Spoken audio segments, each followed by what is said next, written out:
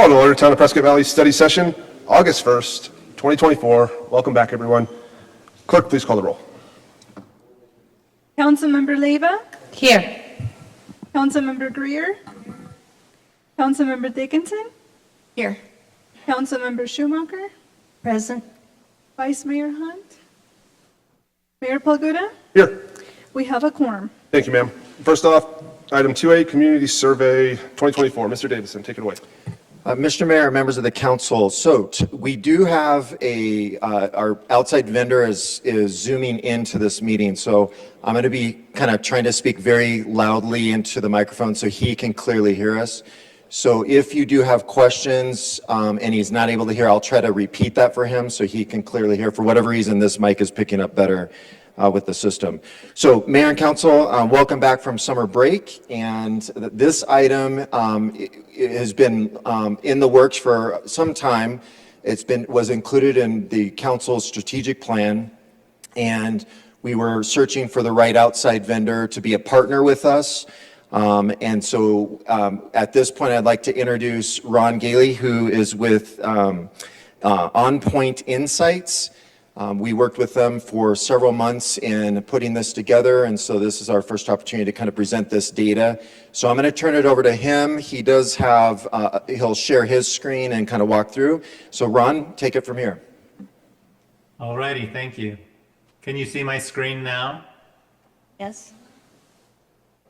Yes, sir. All right, excellent. Hey, let me give you just a couple of minutes of introduction. So my career has always been on the business side with companies like Coca-Cola and Chase Bank. But I started my own company 7 years ago doing market research for these companies and always bringing an executive mindset to it. Along the way, a city leader in Texas asked me if I would help him with his survey, which I did. And I fell in love with it. And now I just work exclusively for cities and towns, helping them with their surveys. And I'm kind of having a second childhood. It's actually something I really enjoy, doing this for the cities. And I'm really grateful to work with you. Your team has been wonderful. I'm going to introduce you to the data that we got back and also a little bit about the dashboard. And just if you're not totally familiar with the dashboard, a little bit about the study. So we collected data during the month of May, from May 1st to the 29th. We got a very healthy response rate, 1,453 participants. So any number that you see, if it is in a margin of error of 2.5%, so plus or minus 2.5%, a very healthy thing. We actually used email addresses to invite people to participate so that we could get a random sample of people in the city. But because email often will exclude renters, we also did a separate mailing using postcards. And we brought in more than we would normally get with postcards and a reminder. And so it worked out well to bring in a healthy group of renters where they're hard to get, frankly, in most cities. And also school, we did distribute it to school. We got 43 responses from school, 15 to 17-year-olds. And so that's in our sample. On the survey, on the right-hand side, the first thing we did was made sure that they lived in the town, that they entered the right zip code, that they picked a place on the map in the town, just so that we could validate that they were legitimate and from Prescott Valley. And then we wanted to find out how they feel about Prescott Valley in general terms. Like, would they refer a friend? Do they feel that the town is going the right direction? So we'll go through some of those things. Then what we did on the survey was we went through a group of features about the town, like town amenities or town attributes, or development and growth, or safety and security, or operations and infrastructure maintenance. And for each of them, we found out what their priority was, like what was most important. And then if it was important, how would they rate the city? And so those are some of the things that we'll go through. We'll show you really the importance of a variety of attributes of your town. And so that's really good. And then we also did some other questions, which I'll jump into. We showed them this map. We asked them where they lived on the map, and the vast majority live in Area 3, which is, of course, your most populated area. But we got pretty good representation across each of the areas, and we were trying to get representation not of the areas, but just a general solid representation of the city, of the town, I'm sorry. And so looking at this, it looks like we did pretty well. And we got representation where people live. I want to show you a couple more things regarding demographics. We did demographics, and you do have an older group of residents, and so we have more of them, but we do have good representation of all age groups, so enough that we can really tell what's going on by age. Females usually respond at about 60% rate, 40% males. That's normal in cities, and you did a little bit more balanced than is common across cities, which is good to see. How long have they lived in the town? We have a good balance. Some new ones, a lot of new ones, a lot of older ones. So we have good representation by how long they've lived here. Some have children, 33%, a lot don't, 67%. As mentioned before, we tried to go for some apartment owners or renters, and we did get 24% of the population from that group, and we can look and see how they respond specifically if we'd like.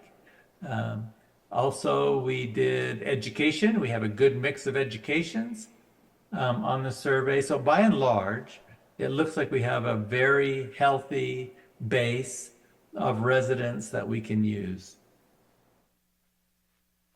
Now, the first question that we ask them when we get into it is, would you refer the town to a friend as a good place to live? And they could give us a number from 10 to 0, 10 meaning they're extremely likely. And we see a lot of 9s and 10s, and a lot of 7s and 8s, and some 5s and 6s, and very few low ratings, but there are some. But I love to take these numbers and group them into categories. So the strongly positive being the 9s and 10s, and the somewhat positives being the 7s and 8s. And so by and large, your residents are positive about the town, and some are negative. Now, I like to also calculate a score. I don't know if you've ever heard of a Net Promoter Score. This is like one, it's different. But we take the two positive ones, somewhat positive and strongly positive, and we select the two negative ones, somewhat negative, strongly positive. And you could have a score of minus 100 if everybody was really angry. Or you could have a score of 100 and you come off generally positive, you're trending positive for your score. The next thing we want to find out from them is what they feel about the direction of the town. Are things improving? Are they declining? Are they just staying the same? And by and large, your residents feel that things have improved. You do have some people who feel things have declined, and usually that has something to do with growth. If you're in a high growth city, it's tougher. And I know you guys are in a high growth city. So it's tougher when you're in a high growth city. And it's just the reality of the challenges of growth. And but you do have a lot of people who feel things have improved, and a lot more feel you're going the right direction. Although there are some who feel that maybe we're not going the right direction. And then compared to other cities and towns, how do they feel about the town? Is it much better, somewhat better, about the same? What is it? And you do have some people who feel maybe it's worse, some other nearby towns, that'd be 20%. But the rest feel, the other 80% feel it's about the same, or a lot feel it's better. And you tally those up, that's 52% feel that you're better than other nearby towns, and so that's pretty good to know. We did break it down by area to find out if any of the areas have more problems than others. And And area 1 and area 3 tend to be a little bit more negative. Maybe areas that need a little bit more attention in the future. But I guess area 5 potentially too is a little more negative. But there are some differences by area, and just something to be aware of. Another thing to show you is direction of the town by how long have they lived in the town. And this is very common, where if they've lived in the town a long time, they give a lower rating than if they're newer. And oftentimes that's because the town has changed from when they have been here. And I suspect that's the way it is here too. So you can just know that your old timers are more likely to feel that things are maybe not going the right direction. And your newer people are far more forgiving at the moment and feel that you're doing things pretty well.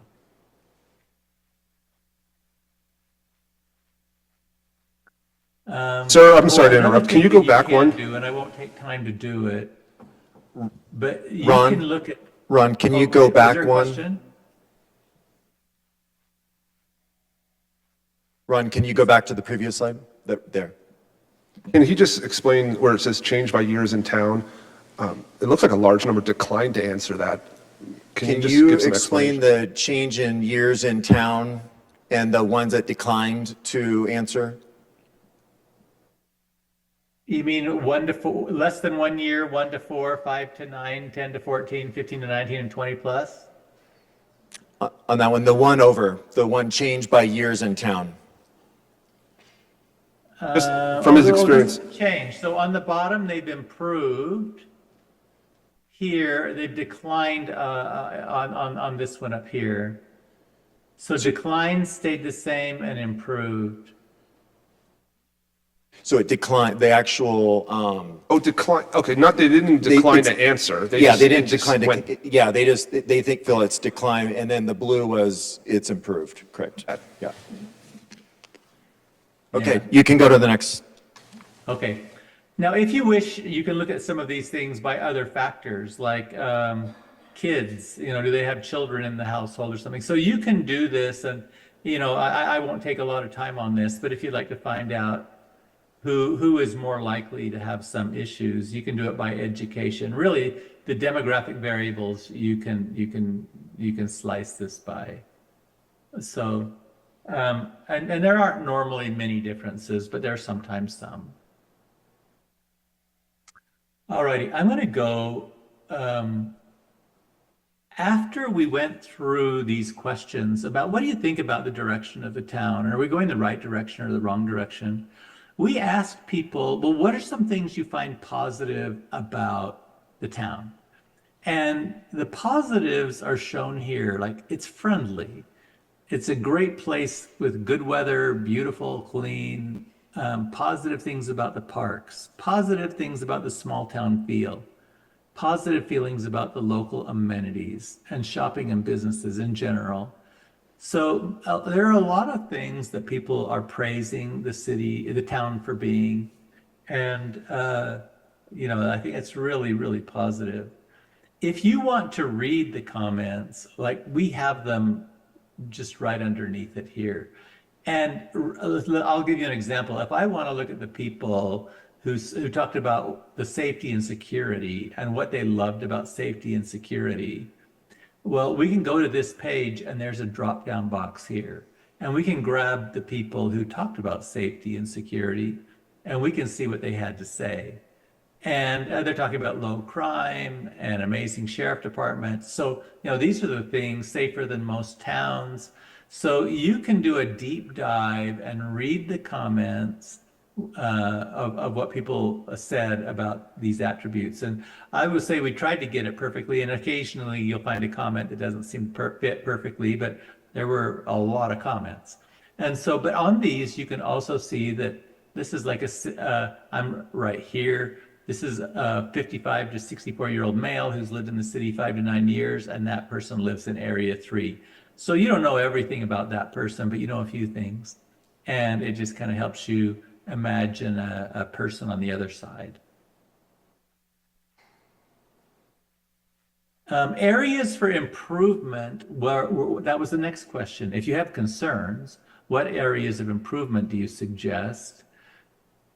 And the concerns that they have are with growth, right? They're saying like it's like the infrastructure can't handle it, or we're losing our small town feel, or traffic is getting horrible, comments along those lines. And there were a lot of people who had concerns about growth. And as we continue on the survey, you'll just see that popping up again and again. But then there were other concerns about high prices and housing developments, and maybe a little bit on the shopping side, and healthcare, a little bit on the medical and the healthcare. But in general, your negatives are pretty much around growth, or maybe not having kept up with all of the growth that's going on in the way that they would like. And once again, we have the comments here, and you can just choose any area that you'd like to go into more detail on and see them. Now, this page, we have done a lot of cities, and I'm just showing you some that are kind of in about the size range and so forth that you are, and where do you line up on the refer a friend score? Now, let me mention a couple of things. So the refer a friend score, and then how is the city compared to other cities? And your residents are rating you a little bit lower than we have seen in some other cities. And what we find is that these measures, like refer a friend and compared to others, how are we doing? These are harder things to move. They're kind of like what you've been handed over the last 10 years of leadership, or even longer, right? These are longer term. It's sort of like if you know the slope and the intercept of an XY axis, these are kind of intercept questions, like where do you cross the line? But then you have what is our slope? Are we positively sloped? Are we going the right direction, or have things improved? And you're doing much better in that space compared to others. So going the right direction, you're doing kind of in the middle, a pretty healthy spot. And then that we've improved is very few people have done as well as you have done on actually improving. So in my view, as I look at this, you're doing pretty well on, like, you've set yourself up for a positive future. And a lot of the things you're doing are working well. Everything hasn't caught up with everything that you're doing, right? And so, this is a stay the course or tweak the course kind of a thing, in my view, rather than things are falling off the cart. And I think that's a really good stay the course kind of a message for you that I'd like to share.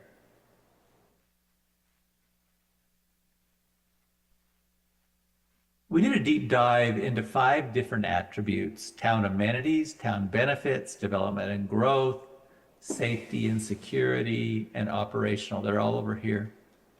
And for each one, we asked people what was most important to them. And you can see the order of importance here on the left-hand side. And if it was important, we asked, how is the town doing? And in this case, trails and multi-use paths is very important as I think about the amenities. And you're actually doing pretty good.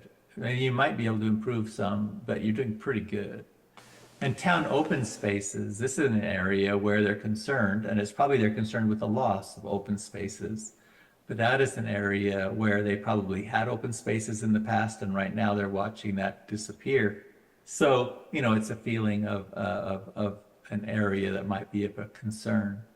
But the rest of them that are highly important, you're doing pretty well on. Maybe you do a little something about your recreational programs, but it seems like that's of a lower priority, and so maybe you address that at some time if you wish, right? Any questions or thoughts? Anything, council? Keep going, sir. All righty. Town benefits. Town benefits. Look over the town benefits below. Which 2 are most important to you for the town to support and encourage? The natural beauty and open spaces was on the other page, and it's phrased a little bit differently on this page. And it's really important in an area where they do feel there's some room for improvement, but you're doing pretty well. They do feel it's a great place to raise children. Some concerns about schools and restaurants, but they're of slightly lesser importance in general overall. Now, one thing I didn't show you, and I'll do it right here, is what about people who do have children in the home? So you can go over to the right-hand side, you can select children in the home, and here you can see that a great place to raise children and family is really important to them. And you're doing pretty good. And then quality schools and education is second of importance if they have children, and that's an area that they feel should be improved. And I know that you're not as a town responsible for that, but it's important to them, and just good for you to know the importance that they're placing on that.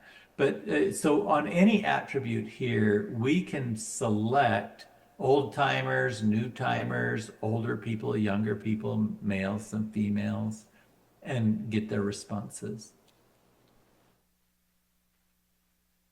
I'm going to go to development and growth.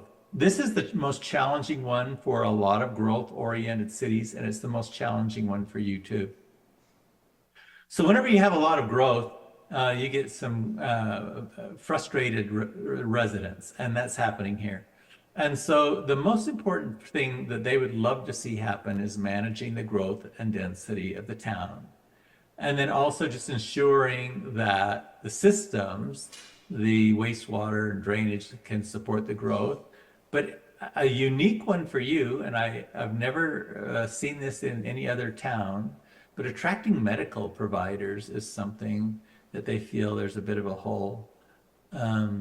So I thought that was interesting. But yeah, this is one where managing that growth and density and just assuring that you can handle the growth and that you're getting ahead of it and making sure of it, that's a really important thing. There's other things down here like pedestrian-friendly development. I mean, not very many people pick that as highly important. Highway 69 revitalization and beautification. Some people are not very happy about it, but there's very few who selected that as their most important one. Creating a vibrant downtown district, also not selected by very many people. So there's a lot on the bottom side that some people feel strongly about, and they may come to your council meetings, but it's not a majority view. And the one thing I like about this survey is it does let you see what the needs of the many are compared to the needs of the few. And it's very useful for you that way. Safety and security, you're doing pretty well on many safety and security attributes. The only problem, I guess, is with the traffic enforcement and congestion management, which kind of goes together in many ways. And that's an area where they'd like to see some attention to that. But all other things in the safety area, you're doing pretty well. Maybe tweak some things. Crime prevention, you're doing great. Police services are great. Drug enforcement, well, maybe there's some room to improve here. But pedestrian and sidewalks, there probably is room to improve. And they mentioned the trails being important on the first one, and I think we're seeing a little bit of overview on that, where probably years ago they could walk about anywhere they wanted to, and that's just no longer the case. And so something needs to be considered there for them. Down at the bottom, graffiti abatement. Some people are pretty concerned about it, but there's only not too many, 5%. Animal services, same. Property maintenance, same. Generally not too negative. And town preparation for emergencies is pretty important, but hey, you're doing great. So they feel pretty good about that.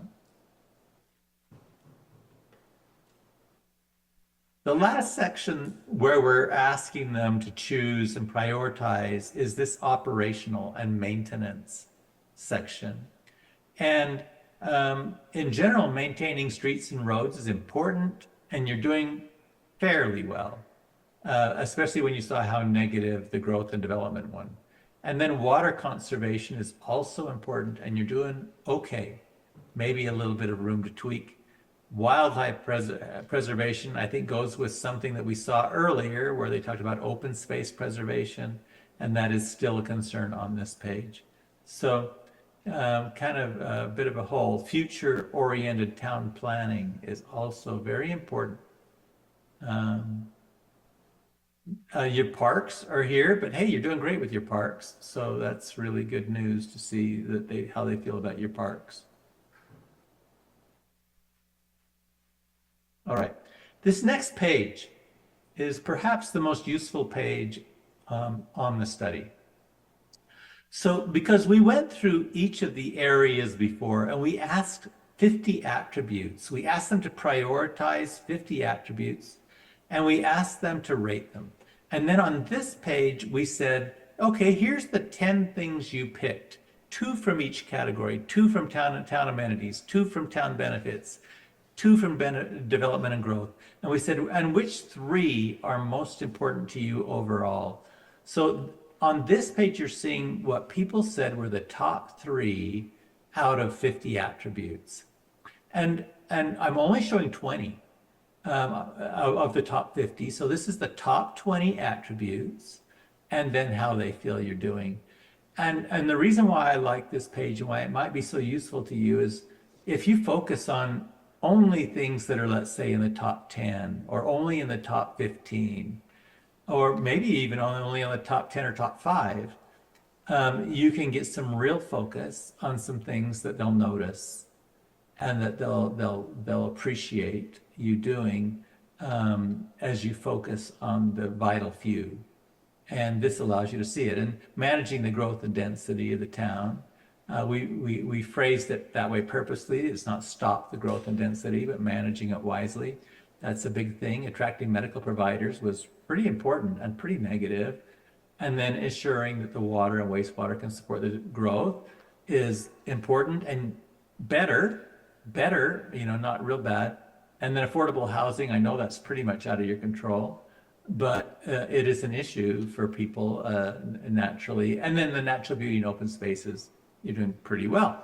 So anyway, but you can see the priority of things here, and it can and should inspire you on where to focus your efforts.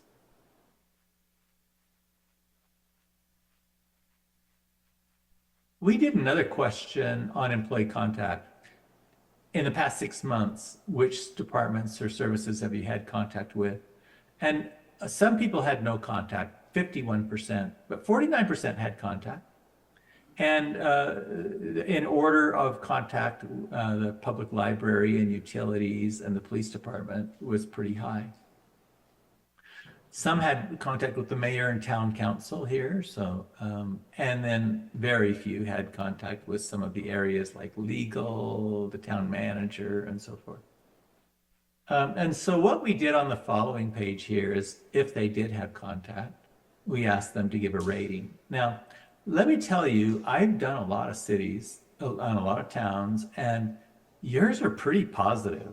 Like even your lowest, and I really apologize that I'm showing you this here, but even your lowest is really good compared to a lot that I see.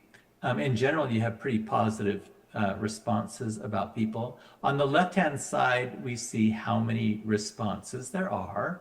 So 241 people rated the utilities department, and they rated them pretty good.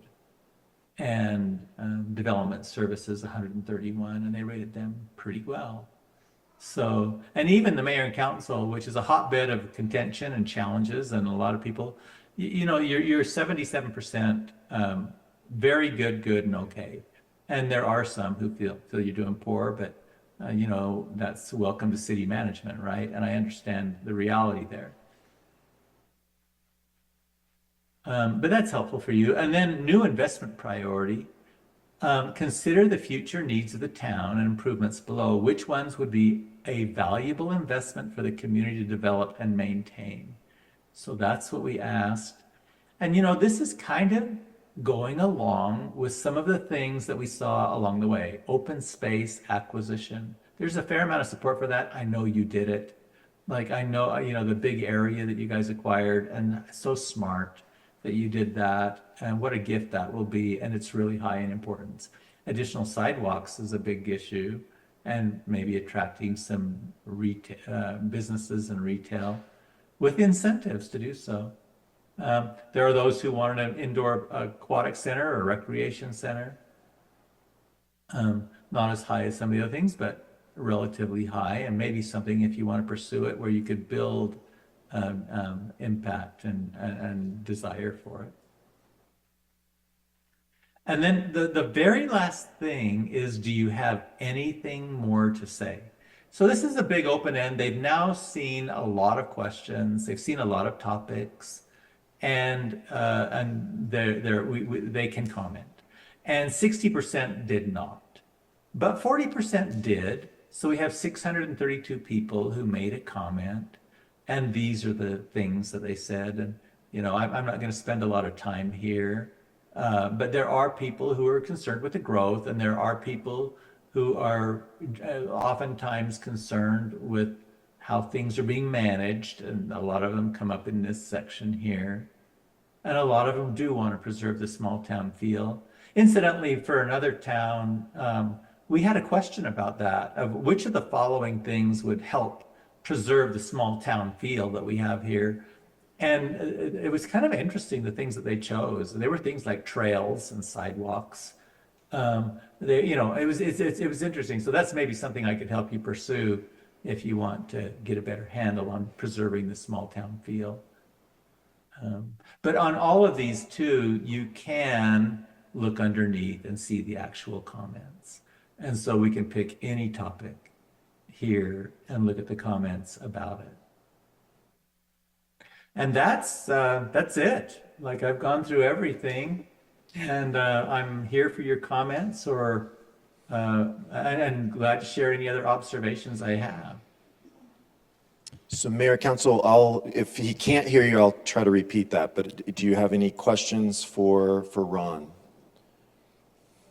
No, sir. Okay, Ron, thank you so much. It has been a pleasure to work with you. You're an absolute professional, and what I appreciate about all of this data is it helps to tell a story, many stories, and it will help to inform and guide the town in the future. And so I think, as you've seen from these menus, that you can really slice and dice this data in many different ways to really understand how the community feels. So Ron, if you want to stay on, you're more than welcome to, but at this point, if you want to click out, you certainly can. Okay, hey, thank you. And what a pleasure it's been to work with your team. They've been wonderful, everyone. Thank you. Thank you. Bye-bye. And then I'm going to switch to just some slides. And so when we got the results, we began to try to really understand what, all of the different elements of it. And what I want to spend a little bit of time with, and I'm not going to go through every one of my bullet points here because I could talk for hours about it, but I wanted to highlight that we are working on a number of these critical areas. And some of them are not easy fixes. They're very complicated issues. Some of them are completely external, outside of our control, but we can help to influence things. And so I'll kind of highlight some of those things. As you know, and I led off with, this was all driven by the council's strategic plan to make sure that we have good baseline data when we are making decisions.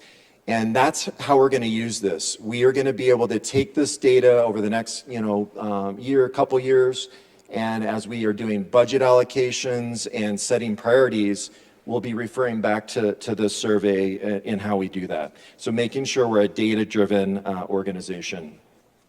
This you already saw with what Ron had put up there, but this is the top 10. And one of the takeaways that we had when we were talking with him and his business partner was the worst thing ever is you try to do everything, because you'll fail at that. So he said, and I'm a big believer of that, is let's zero in on the most important ones and then make a big dent in that area. So we took the top 10 out of that list of 20, and so that's what this is. And so I'm going to just quickly go through kind of the areas and highlight some of the things that we are doing, things that are in the works. Many of this has been driven by the first strategic plan and the second strategic plan. So I want to, he talked about growth, and certainly those numbers came through loud and clear about the concern from the community. We often hear about the concern of growth. And just to kind of put it in context, we live in a great state. Arizona is one of the, highest growth states in the entire country. People from all over, including many other states, are choosing to leave their home and come to our great state. And Prescott Valley happens to be just a wonderful place to live. And I would say beyond Prescott Valley, just Yavapai County is a great place. So, we are going to naturally have this challenge where people are moving to Arizona and then they, select our region as a place that they want to put down their roots. So this has been part of our story for, many decades. And I suspect it's going to continue to be with the dynamics, across our country and people wanting to live in certain areas of our country. So that said, we've already started to implement some new things. You all were a part of the update to the general plan. The voters approved that. In that document, there were reductions in population projections by a great amount. So from 120,000 plus to 75,000.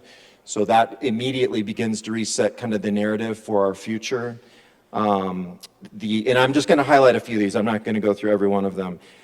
We are working on the land development code. We are going to be bringing that to the council in the next study session. So some updates to chapters 13 and 14. We'll be spending an exhaustive amount of time on that. It's a very complicated set of ordinances. We are working on improving infrastructure standards. And this is, again, it's a very complicated issue. We've brought in some outside professionals that are helping us to rewrite some of our standards. We're working closely with Prescott and Yavapai County to make sure we have similarity with how we maintain, manage our roads, build our roads. And so all of that is underway in that area.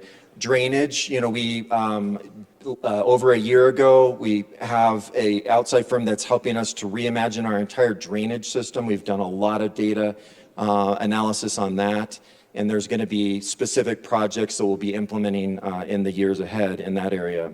And then road improvements. We just finished the southern half of Glassford Hill Road, and then we're going to be widening for capacity purposes the northern half of that roadway, which is our major arterial for this community, including sidewalks will be added to that.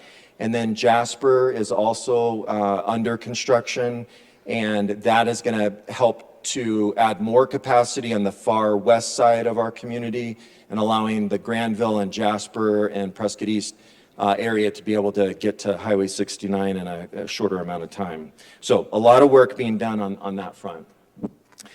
This was one of those areas that, again, we don't control the hospital nor the array of doctors and nurses. However, we do feed into it in terms of the type of community that would help to attract those professionals.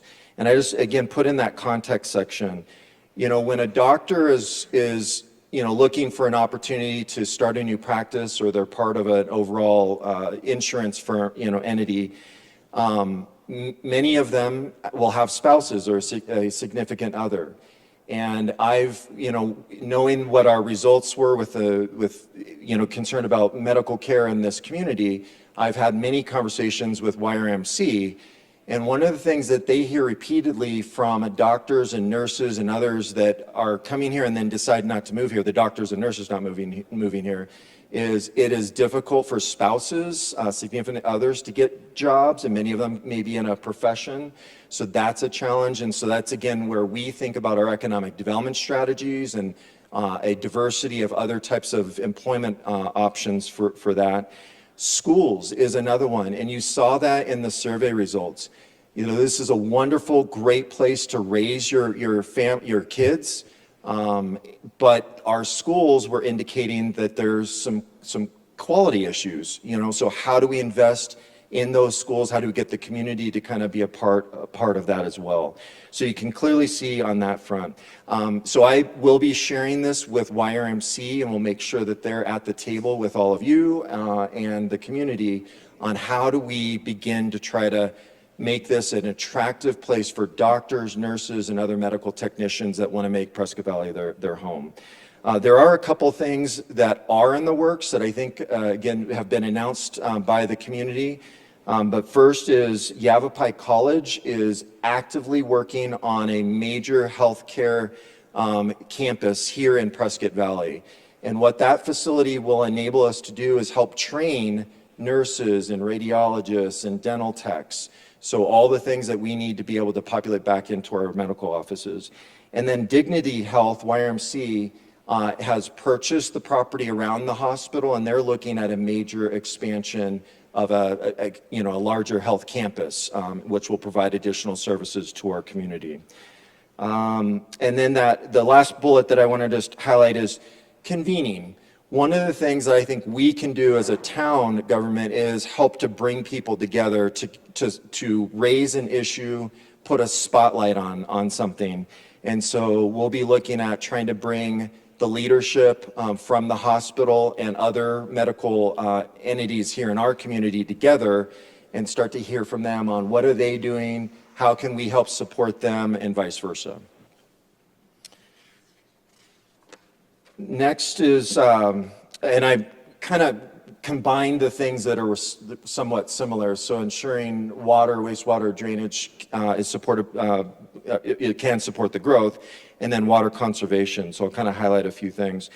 On the waterfront, we've spent a lot of time before you on new water policies, new water strategies, and that started over 2 years ago when we adopted the new water management plan, which is a comprehensive approach to how we make sure we've got water for our future generations. Our issue is not a water problem today, it's about how do we make sure we have water for future generations to be able to live in this great community. So that water management plan helps to address all of that, and that was adopted by the council.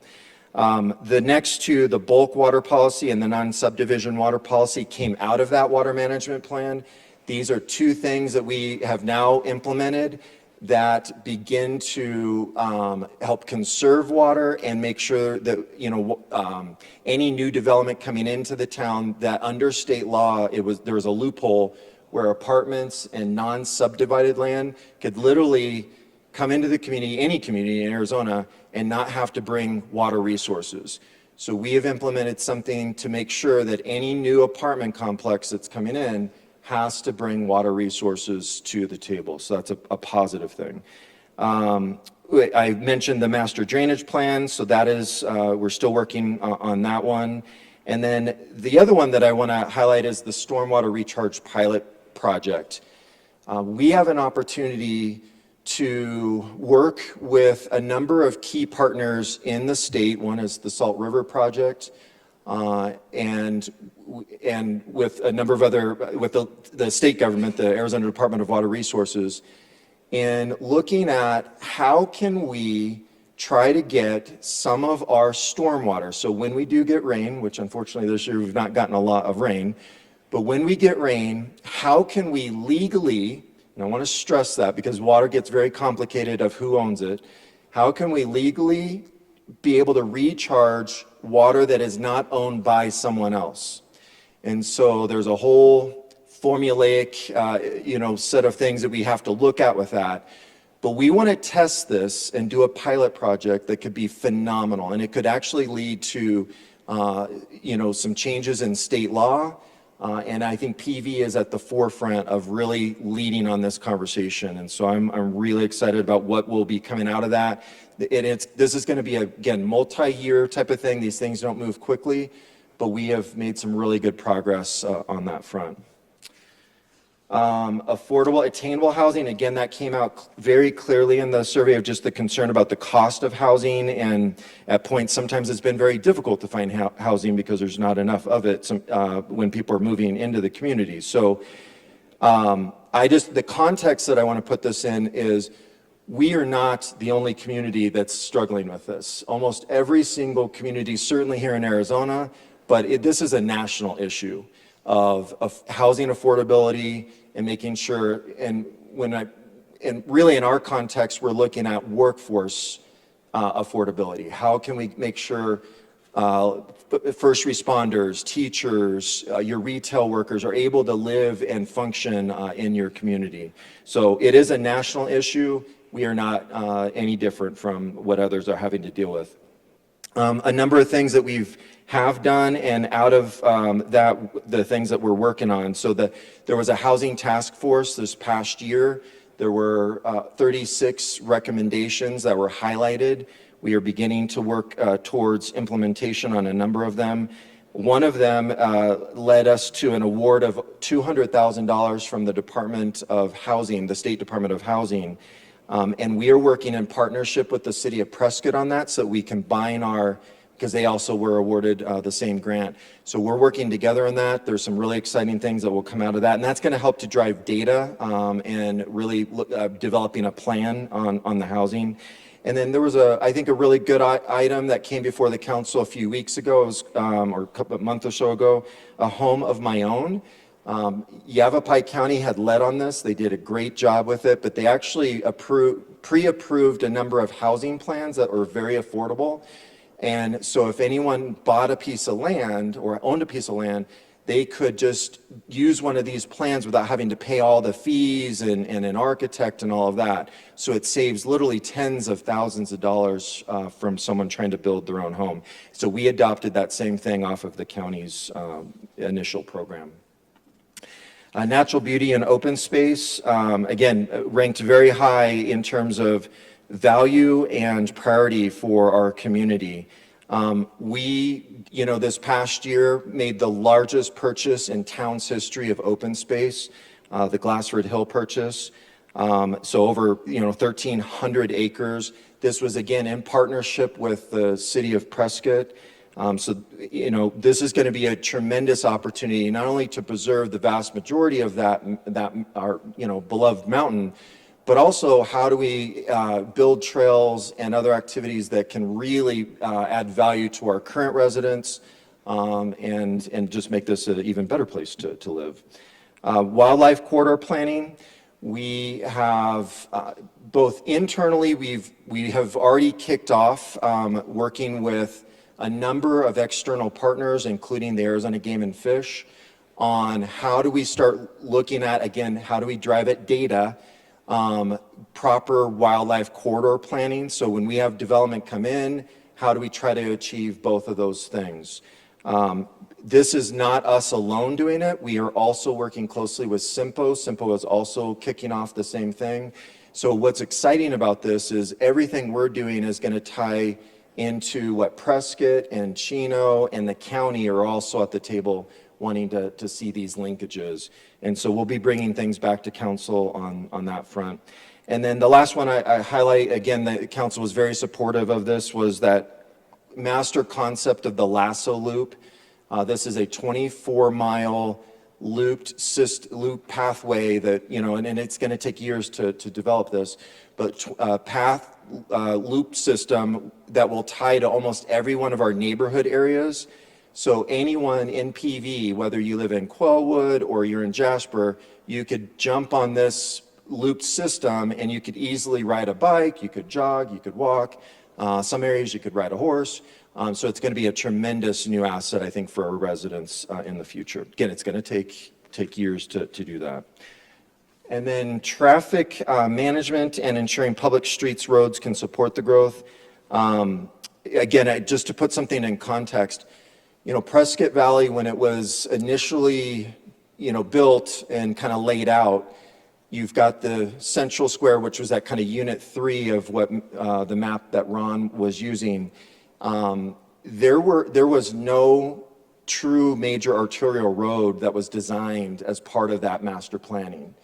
So the only major arterial road that eventually was built was Glassford Hill Road. And if you think about PV, we have no east-west arterial road. So when you have a layout like that, and you have different growth areas, people are cutting through, neighborhood areas and other roadway areas to try to get around. And so that's not something any of us created. It is, how the town was initially laid out. I think there's some long-term things that we're looking at in terms of how to continue to build that road network, but that's going to be a big thing. So some steps that we're taking to try to deal on the traffic enforcement. We already have some working groups within town staff, PD helping to lead, but we also are wanting to make sure this isn't just an enforcement thing. You can't just tell the police, there's not enough police officers to put at every single street in every corner to catch everyone that's speeding or, doing, impacting traffic. So we also have public works and we also have planning at the table, because there's things that can be done in some areas where it may be appropriate, where you can stripe roads a certain way. Sometimes when it feels narrower, it slows people down. So in a neighborhood area, we may, look at those types of things. So we're going to be looking at a whole bunch of different things to try to address some of the traffic concerns that exist around the community. We also, and I've highlighted this in previous meetings, is again updating all of our street and striping standards. We've put, the council has been very clear, we need to invest in our striping of our streets and making sure it's safe for people to drive. So a lot of effort has been put in over this past year or two to try to improve on that front. On the ensure public streets and roads can support the growth. Again, I've highlighted just new roads coming in. The council supported doing, again, data-driven analysis of our road conditions. We had an outside vendor that had a highly sophisticated vehicle that studied all of our roads. And out of that, we have a very concrete plan of when do we need to do maintenance? Can we go a longer period of time on particular roads without having to waste that money or reallocate that money to more needed areas? We also, and most people in our community probably didn't realize this, but we didn't have a town engineer, an in-house town engineer ever. So it was all contracted out. We now have brought that in-house. We have a phenomenal town engineer, traffic engineer, and they're helping to give some very good advice in real time. So as things are coming in, we're able to really make sure that whatever gets approved is going to help benefit the overall community. And then I've mentioned street standards as well. And then the last slide that I'll share, and then just open up if you have any questions, is just a great place to raise a family and quality of schools. On the great place to raise a family, again, we have put every single year in the town's budget money to begin to upgrade parks that had not been touched in a long, long time. And what that entails is these are not, fixing a park is very expensive. Going in and all new playground equipment to make sure it's safe and it's, interactive for our kids. ADA, making sure that all children are able to go to our public parks. So we've done a lot of investment, and I hope that we continue to make that, because this is, again, the survey results showed something people value, and we need to make sure that we continue to keep investing in it. Our free signature events, I think all of you have seen how much those are utilized. We have 4 major signature events. Literally thousands of people come out for these events and have a wonderful time. And every survey we've ever done, just informal poll surveys, very positive feedback, but you saw it show up in this survey as well. And the last thing I'll highlight is the school or safe community. We've been ranked in the top 10. We're most recently top 3 as safest places, and that's not by accident. We've got a great police department. We've got many other people that have eyes and ears that are looking for things to make sure that we try to address that. And we want to make sure we continue to have a safe community.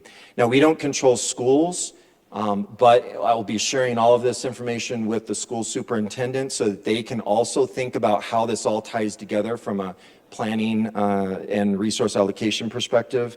But on our end, I think we're one of the few jurisdictions where we have multiple school resource officers who are hitting, every single school every day. And that's huge. Not only the interaction that the kids have and teachers have with the officer, but it helps to enhance the overall safety and feel on each of our different campuses. We will be, as I highlighted, trying to bring educational leaders, the school superintendent, to kind of talk about how do we continue to help support our schools. And then, other than that, I will stop and see if you have any questions. Council, we have any questions, comments for Mr. Davidson? I think you nailed it, sir, when you said things don't move quickly. It's like moving an aircraft carrier, or at least trying to turn one around. So as long as people have patience and they recognize that there's a plan in place, I think that's all we can ask for. So well done. Thank you. Thank you.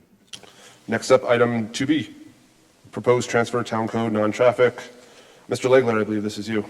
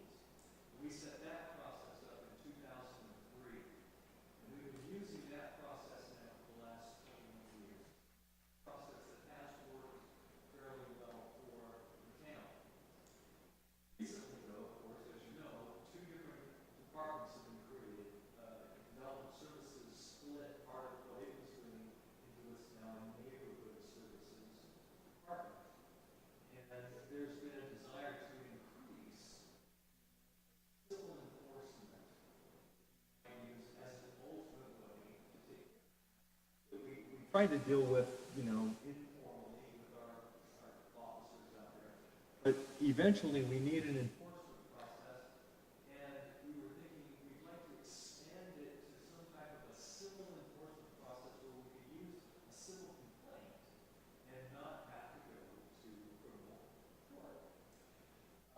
Many cities have done that in their magistrate court. They've actually used a civil process. Back in the 1990s, our magistrate court really wasn't set out for that, and that's why we didn't use that process. We used the hearing officer process instead. Now, however, our magistrate court is mature enough and has done enough in terms of civil enforcement for things like dog enforcement and traffic enforcement. And so the proposal now is to do what many communities in put everything back into the magistrate judge and consider some of our code enforcement matters as a civil enforcement process. And we'll do that not only for the health code and the property maintenance code, but we'll start doing it for some of our building code enforcement. So our magistrate judge has been approached, and he's okay with this concept of closing our hearing officer office and starting to move these things into his magistrate court. If it turns out that we need more help, he can always appoint a pro tem who would hear those cases. And so we're proposing to bring you some amendments to our town code that will more clearly distinguish between neighborhood services and development services, and that will formally move this process into the magistrate court. And so I just wanted to let you know that that's coming. It's part of all the work that is being done to revitalize our enforcement process, to be able to work with people. But if ultimately we can't work with folks, have a better way to take something to a court and give people their due process rights to argue with us about it. Counsel? Vice Mayor? So, Mr. Legler, the judge has room on his docket for extra cases? The judge is busy, and he's hoping he won't see too many of those because we're going to be effectively taking care of them administratively in our departments with the various administrative processes we have. But he has looked at it, and he believes that he does have some capacity to do that. If it turns out that he has difficulty, he will need to come to you and have a pro tem be appointed. And then my second question is, with the ones that are very, let's call them egregious, this will be more expeditious for the neighbors probably that have complained. I think it will be. I think the hearing officer process was fairly expeditious, but we were more concerned about our ability to collect some of the fines that were issued. We'll be able to do that a little more streamlined now because we're not operating under the statute that we were previously operating under. And then this is my last question, can you give me an example of what you said at the beginning about, how did you put it, that we would handle more things at a staff level? Can you walk me through a violation of how that would look? You know, there are a lot of ways that our hearing officers deal with violations. First thing they do is knock on a door and talk with somebody. If they can't get a solution there, they may issue them a notice, a written notice, and that's an administrative process. And they may, in that notice, give them so many days to take care of it. If they don't take care of it, then they've got to explain to them, I'm going to go ahead and issue a citation. And that's when the citation would have gone to the hearing officer process, and we would have then had to schedule a hearing in front of the hearing officer. In this case, we'll be scheduling it in front of the magistrate court. Thank you. Anything else? Thank you, sir. Wait, one more, I'm sorry. What are the other jurisdictions either around us or statewide doing? How do they do this? Well, it's been interesting. We were somewhat unique in using that hearing officer process. Many communities, especially to the south, were using their magistrate courts. But we, in our surveys, found that it was all over the map. I mean, even within those categories, there were different ways of doing things. And recently, our friends in Prescott actually decided to move away from their magistrate court and back to a hearing officer process. But that had something to do with the capacity of the court. All right, that's everything. Thank you, sir. Next up, please take home vehicle policy. Chief. Good afternoon, Mayor, Vice Mayor, Council. It's great to see you. It seems like it's been a little while. Really appreciate the opportunity to be here tonight. As you can see right there on the very first slide right there, if you've noticed the very nice police cars that are out in the field right now with the new graphics on it that showcase the town's logo, the new police badge on it. They're exceptional vehicles. And I want to say thank you to each one of you, and also Councilor Hepperly, who's back behind me, for supporting that, along with the town manager, to allow the movement forward of the take-home car program within our police department. So it's really nice that I'm following the community survey that talked a lot about traffic, because a lot of this program will relate to traffic enforcement and high visibility patrols and safety in the neighborhood. So tonight I just want to talk about 5 areas, and it's going to be safer community, enhanced response times, cost savings, improved recruitment, and community policing.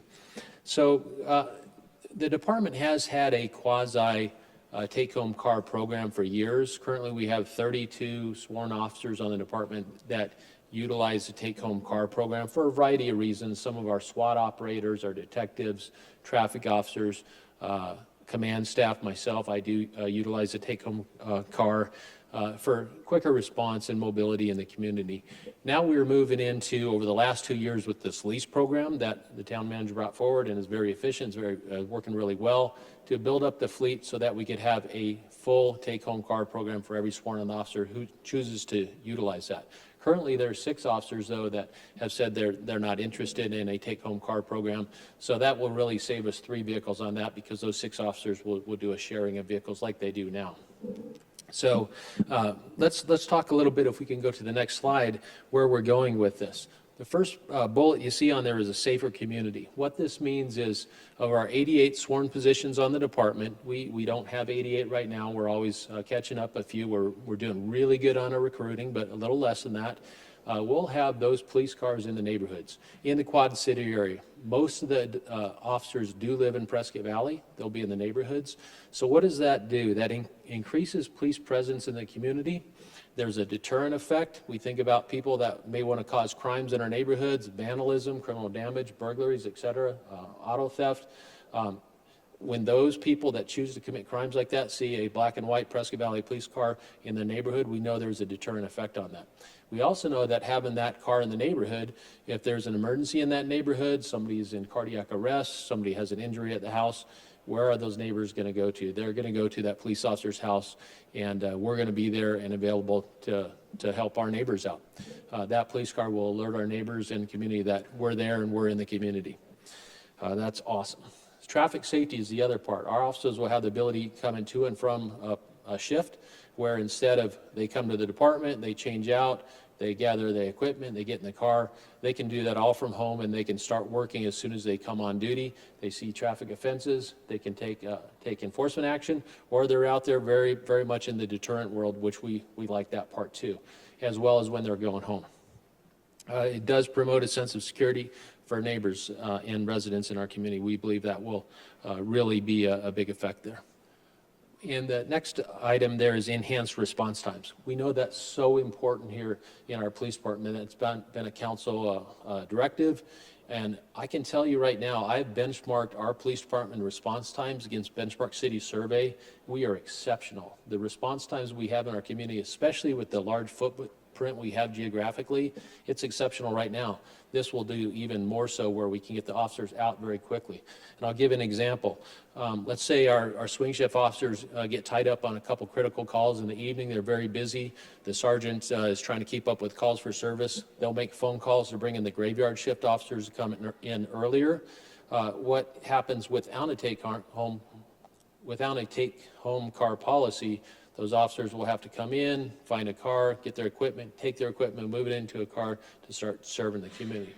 When we have just basic incidents like that, which are fairly routine, we can get busy, those officers can get in the car and go out and start handling calls for service. So we believe that's going to really help for faster responses to emergencies and crime scenes too. If we have a major incident, we need to get the detectives out there. They can be there very quick, as well as our evidence collection people.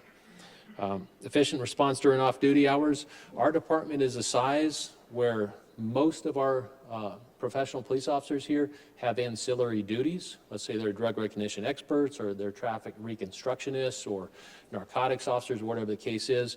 And those officers are on call, and they're available to come in even on their days off and after hours. This will help out with that too, getting them to critical calls and incidents quicker. And again, crucial for immediate incidents. That was the second enhanced response times. If we can go to the next slide, please. Cost savings. This always comes up from community members. How does this save money? Well, we've been working with, and I do want to acknowledge our fleet manager, Jim, and Lieutenant Nancy Roberts, who's in the building here today too, managing this program, getting us to where we want to go.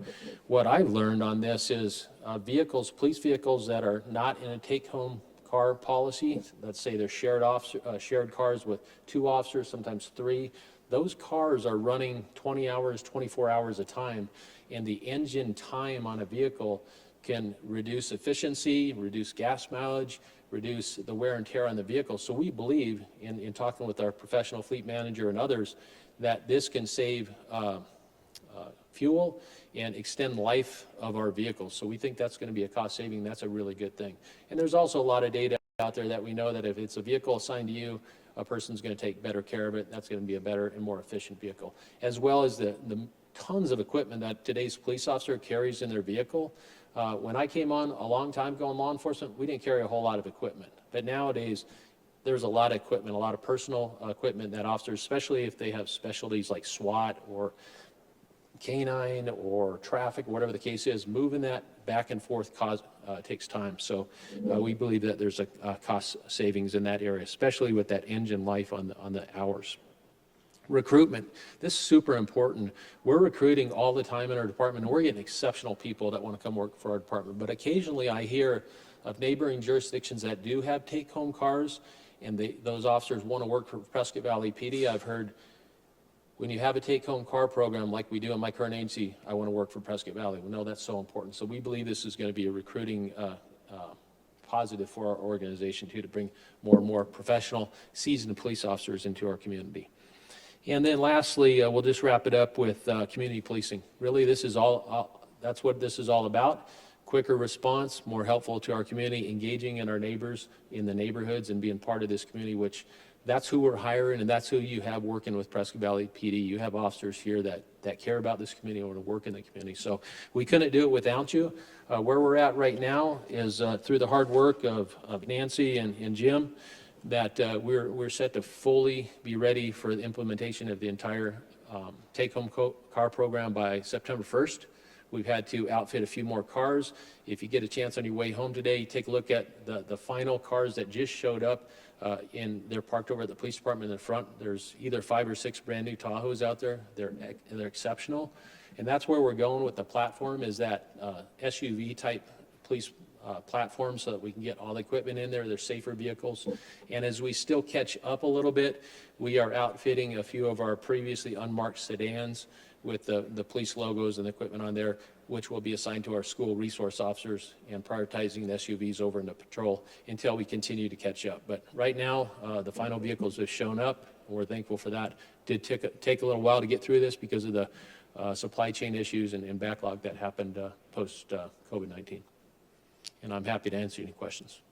Chief, can you just clarify for everyone that this isn't like a personal vehicle for them? The officers are not going to be going to the grocery store on their day off, driving a patrol car. This is just strictly, there's certain policies in place for this. Yes, sir, Mayor, thank you for that. We have had a very robust existing vehicle use policy. We've made the edits into that. We've worked with the town manager on this exclusively to make sure this new program is built into that. And yes, there are very significant parameters in that that policy that prohibits that. These are for on-duty use going to and from work. Now, if an officer needs to stop at the gas station on the way home, that's fine as long as it's to and from. But no, it's not going to be for personal use or anything other than official use only during times of work. Thank you, sir. Yes, sir. Vice Mayor? So I'm thinking out loud here, I think. So if they're used to taking their kids to school, they can't even do that. No, ma'am, they will not be able to do that with their. Okay, and then explain to me this on-call take-home vehicle and being on call and there being a heart attack and somebody go knocking on somebody's door because they're having a heart attack and they see a police car. Talk to me a little bit about that. Yes, I can talk about them from personal experience of having marked police cars at my house in my career, and also people know who I am. My neighbors know who I am, what I do. They know if there's an emergency that they're going to knock on my door. And I've had people previously, even when I lived back in Prescott Valley years ago when I worked for DPS, they saw my car there. People would knock on the door and say, "We got an emergency at the house." And I'm like, because they know that's what I do for a living. And I could say, "All right, let me help you. Let's get 911 going. Let's work through that." So that's what you have in your police officer in this community. They know that. They have that car there. And if somebody knocks on their door, they're going to help their neighbors. But it just lets the neighbors know, we're here and we're here to help you. So we'd expect them to do that. Maybe I didn't ask that right. So we traditionally have a very low overtime budget here. And if somebody knocks on their door and they need to go help find a lost dog or so, I mean, it's Prescott Valley, Do they automatically go on the clock, I guess, is my question. And then is that time and a half, and have we budgeted for that? So that's my question. Yes, ma'am. We, Mayor, Vice Mayor, we would budget for that. If a police officer is, just at Walmart right now and they take enforcement action on a shoplifter or something like that, they're going to be on duty, and we will compensate them for that. So my expectation is, well, I would do this as the chief. If somebody knocked on somebody's door and said, we got emergency, we need CPR at the next door neighbors, whatever the house is, we are going to make sure they're compensated for that, for sure. They should be. Said 6 don't want to. 6 do not. Do not, okay. And that's okay, that's their And that's option. absolutely okay. And, I know a couple of them, just off the top of my head, live within just a couple minutes drive of the police department, so they can get here and, I kind of know their routines. And then I know one officer lives significantly away. He comes in, so that would be outside our parameters of where we would allow vehicles to be taken for take-home use. And how many new vehicles did we have to buy to make this happen? Because we have, 90 officers? We have 88 positions, and currently we've got 39 officers involved in the take-home car program. We are now up to 62 vehicles assigned for patrol. I believe it was, Lieutenant Roberts, correct me if I'm wrong, we had ordered 26 vehicles for the lease over the last 2 years, and we just got those in. So we will now have a total of, enough vehicles for all sworn officers and a couple spares. So, Mr. Mayor and Chief, I want to make sure, we weren't ordering new vehicles for the take-home program. We had some very old vehicles out on the street. Yeah. So even if we didn't have this, we had to replace quite a number of our Yes. police vehicles. we did. And that was all in the budget? Yes, and it was all through the leasing program too. So there wasn't as much cost as there had been in the past where we had buy vehicles. This was leased, so we were able to do that. And town manager is right. We did have some vehicles that were quite falling apart. And if I can just take it one more step forward, we have a very significant volunteer cadre at the police department, and their fleet has been, they needed some help in that area. So we're able to transition some of our vehicles over to their shop and get them up and running a little bit better than we have in the past. So that's kind of how it will be. New cars coming in, getting the patrol, moving some of our old fleet out to the volunteers. But it did just take 26 on the last lease that we did. But we'll need to pick that up a little bit because we did have to outfit a few of the other cars just to get to the program, rather than delaying this another year. Councilwoman? Another area that your officers are involved with is notifying family members of incidents, accidents that have occurred. I experienced a personal situation with one of your officers who came to my home a couple of years ago when my mother was in a car accident, and I had to leave to go down to Deer Valley to the trauma center. So I know that they're there to notify our citizens of situations of that sort, to provide comfort, to provide direction, and to, especially because once that happens, you have no idea which direction to turn. And they are there to advise you and to assist you, and they provide a huge contribution to our community in that way. And I want to thank you very much. I couldn't tell you who the officer was that came that day. So much happened after that. It was a huge blur to me, but I know that had he not come and done that for me, I would have been totally lost. And I want to thank you and your officers for providing that service for our community. Thank you, Counselor, for letting me know. We always appreciate that feedback. Councilwoman? Chief Ticer, too, does this also involve the undercover or motorcycle division as well? Yes, ma'am. So each officer will have an assigned vehicle to them. So our detectives they are one of the groups that currently do participate in the take-home car program. So they do have their assigned unmarked vehicles for detective work. They're coming in and out so often, so many on calls, as well as our traffic officers, in addition to the motorcycles that they have, which are not counted in this program. Those are provided through other sources like the Governor's Office of Highway Safety. So, All right, thank you so much. Anything else for Chief? Thank you, sir. thank you. Next up, I'd like to welcome down Councilwoman Hepperly for her service recognition for council.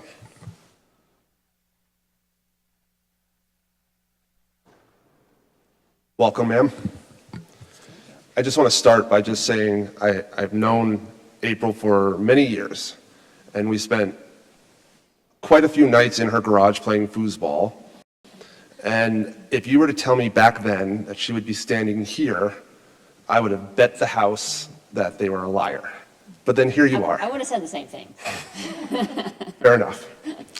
You've done some amazing things. You've set the bar for the council, and I cannot thank you enough for the leadership that you provided our town while you were here, and then for you to now carry that over to our area and our region with SIMPO and still benefit our community is just amazing. So thank you very much for that. And I'm going to start with Councilwoman on the end.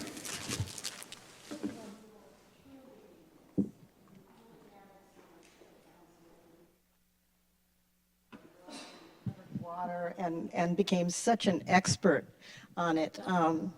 And of course, nobody wanted to believe you, but we all knew you were true. But we will truly miss you, and good luck on your new job. Thank you.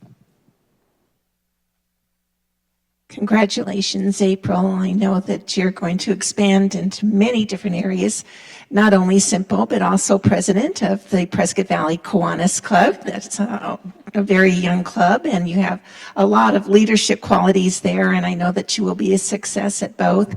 And I want to wish you success in your new endeavor and whatever you attempt beyond that. And a lot of changes have occurred in our community. And as a leader, you will excel, I'm sure, and we'll be reading all about all these wonderful things in the future. And for the planning of our town, I know that you will do very well. And thank you for your service. Thank you.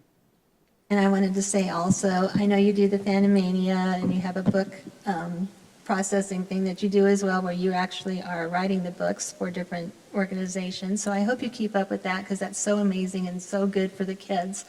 And I just wanted to say thank you too for working alongside of you.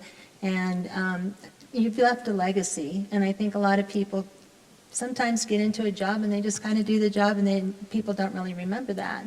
But you have left a legacy, and I know that, I hope you still keep doing the Phantomania stuff, because I'm not doing it, but thank you for everything you do, and especially with Student of the Week, and just, you're involved in so many different things, and I don't think that a lot of people know every avenue of what you've done. So thank you for that. Thank you. SIMPO has actually already started utilizing my bookmaking skills. We're looking at a bike safety comic book. April, you've made life in Prescott Valley so much better for the residents, and I can't thank you enough. We've become great friends. My little four-leggers love you to pieces, and you are, what you've done for water, you were the expert water person on this council. What you've done for children and improving the quality of life of littles. I just thank you so much. I think you're amazing. You're Wonder Woman. Thank you. Well, thank you so much for everything that you did for council. This is not an easy job at all.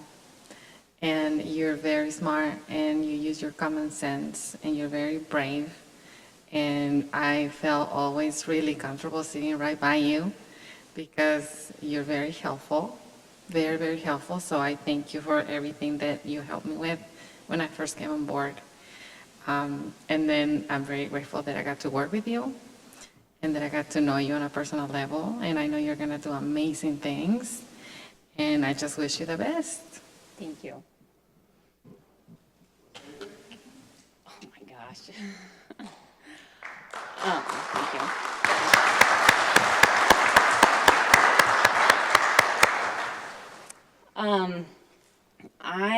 So I, even 4.5 years ago, I would have said that you were out of your mind that I was going to be here today. And it was this by far the best thing that I've ever done.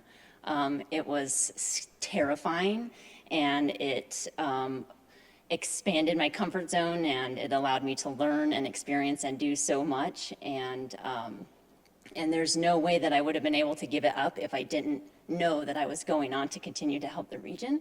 And that's all. Thank you. Thank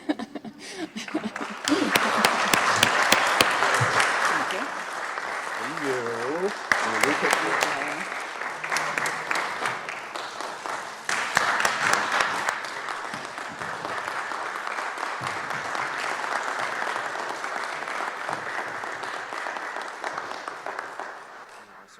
So I know you can't hold it all, so. I just want-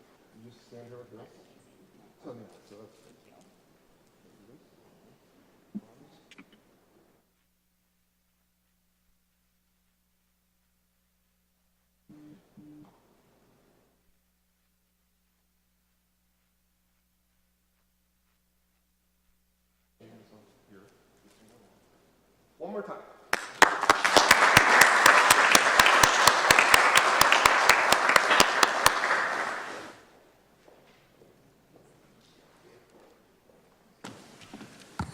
And with that being said, ladies and gentlemen, we are adjourned.